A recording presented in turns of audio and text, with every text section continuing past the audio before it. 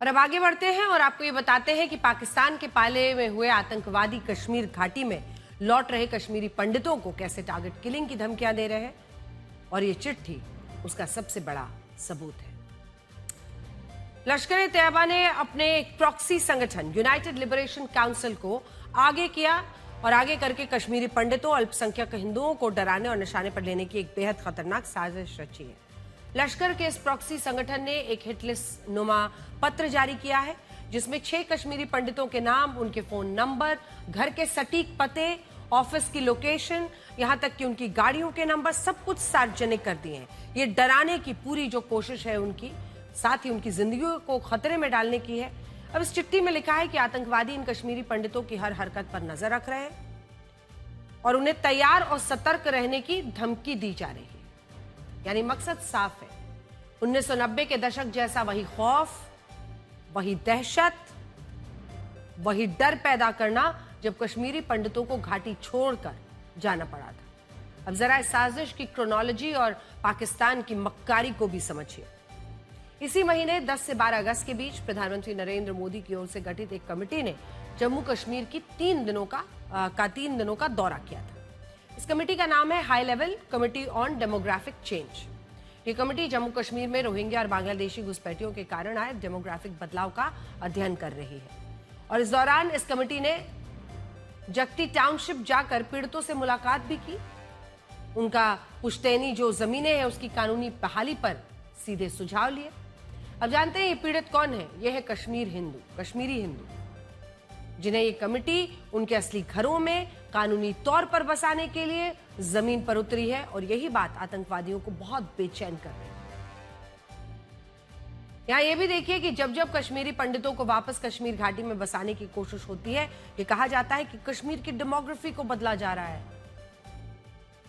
सच तो यह है कि कश्मीरी हिंदू कश्मीर की डेमोग्राफी का मूल अंश है और हम चाहते हैं कि आज उनकी इस कहानी को पूरा देश सुने।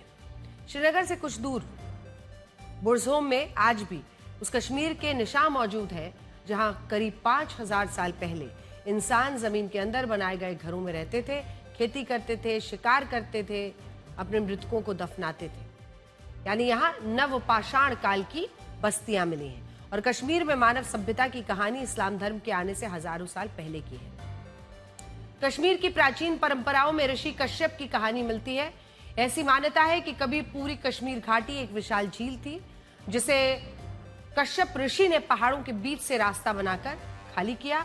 इसी परंपरा से कश्मीर नाम को कश्यप से जोड़कर देखा जाता है और यही वो धरती थी जहां से कल्हड़ जैसे विद्वान निकले। और कल्हड़ ने संस्कृत भाषा में राजतरंगिणी लिखी, जिसे कश्मीर के राजाओं उसके इतिहास का बहुत इंपॉर्टेंट स्रोत माना जाता है। कश्मीर में आज भी टूटे हुए मंदिर, प्राचीन धार्मिक स्थलों के अवशेष उस दौर की याद दिलाते हैं।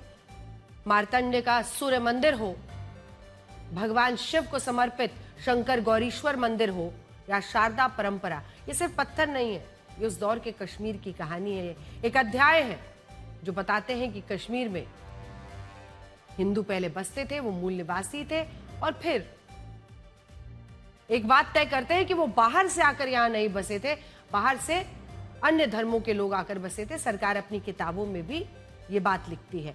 करीब 14वीं सदी में कश्मीर में मुस्लिम सत्ता मजबूत होने लगी थी और शामीर ने जिस राजवंश की नींव रखी थी वो घाटी का पहला मुस्लिम शाही वंश बना। लेकिन कश्मीर में इस्लाम का फैलाव सिर्फ तलवार या सत्ता की कहानी नहीं है। यहाँ एक तरफ कुछ शासकों की नीतियां थी, दूसरी तरफ सूफी संतों का प्रभाव था। बुलबुल शाह आए, फिर सैयद अली हमदानी आए, नूरुद्दीन नूरानी, जिन्हें हिंदू परंपरा में नंद ऋषि के नाम से भी याद किया जाता है। इन्होंने ही कश्मीर की सामाजिक आध्यात्मिक संस्कृति पर गहरा असर डाला। यानी कश्मीर में इस्लाम का विस्तार एक ही तरीके से नहीं हुआ। सत्ता, सामाजिक परिस्थितियां, सूफी परंपरा, स्थानीय रीति रिवाज, अलग अलग समुदायों के धर्मांतरण, इन सब ने मिलकर घाटी की बदलती पहचान को आकार दिया। और यही वजह है कि कश्मीर का समाज एक अनोखी संस्कृति में ढलता गया, जिसे बाद में कश्मीरियत कहा गया। हिंदू मुस्लिम परंपराएं कई जगहों पर एक दूसरे से प्रभावित हुई और काफी मिलता जुलता दिखेगा आपको कई चीजों में। इसका असर उस पर, उसका असर इस पर। बहुत से परिवारों ने धर्म भी बदला, लेकिन अपने पुराने सामाजिक पारिवारिक नाम नहीं बदले। यही कारण है कि आज भी कश्मीर में भट्ट से बने बट धर से बने दर, रैना और लोन जैसे जो उपनाम है वो मिलते हैं। ये नाम इस बात की याद दिलाते हैं कि धर्म बदलने के बाद भी पुरानी सामाजिक सांस्कृतिक पहचान इन परिवारों में पूरी तरह खत्म नहीं हुई। लेकिन कश्मीर की कहानी में एक दूसरा अध्याय भी है, वो अध्याय जहां कुछ आतंकवादी खुद पाकिस्तान से घुसपैठ करके हमारे कश्मीर में आते हैं और फिर यहाँ के मूल हिंदुओं, कश्मीरी पंडितों को घाटी छोड़ने की गीदड़ भभकी देते हैं। लेकिन आज इन कट्टरपंथियों आतंकवादियों से कहना चाहते हैं कि जैसे कश्मीर भारत का था, भारत का है, भारत का रहेगा, ठीक उसी तरह कश्मीरी पंडितों का भी कश्मीर था, कश्मीर है और ये कश्मीर उनके लिए हमेशा रहेगा। और इन कश्मीरी हिंदुओं को उनकी वहां पुश्तैनी जमीनें हासिल करने से कोई रोक नहीं सकता।